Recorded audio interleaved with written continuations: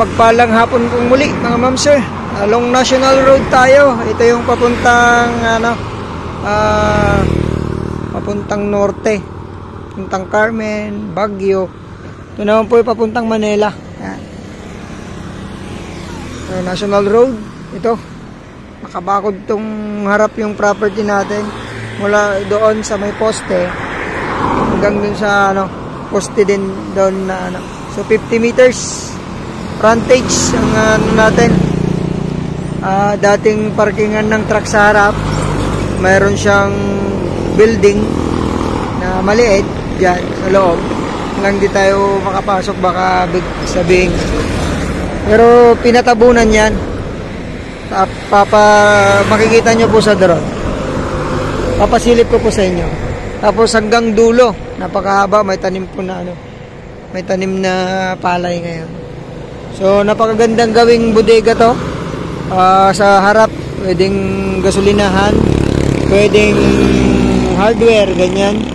Sa mga naghahanap po ng maluluwang na medyo yung nakalong National Road, baka magustuhan nyo po ito. Dito sa bayan po ng Herona Tarlac. So makikita nyo po sa drone natin na napakahaba.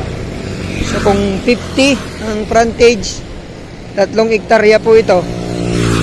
Ayan. Yan po yung bahay na dati. Tapos may bodega din doon.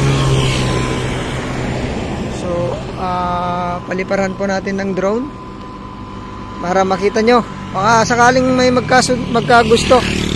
3 hektarya, 50 ang frontage niya. Tapos malapit tayo sa sa Manila. Wala pang 2 hours. Dito ka na po. Silip ko lang po sa dulo nito. Sa mga company na nangangailangan ng property gawing warehouse, pwede po sa inyo to. Ayan ayan po, natabunan na.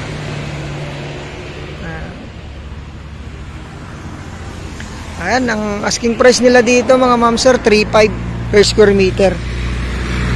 Tawad lang po tayo. Kung kaya gusto nyo makipag-negotiate sa mismong seller, pwede po.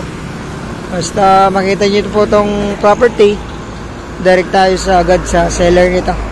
Ayun, maraming salamat. Sana magustuhan nyo to.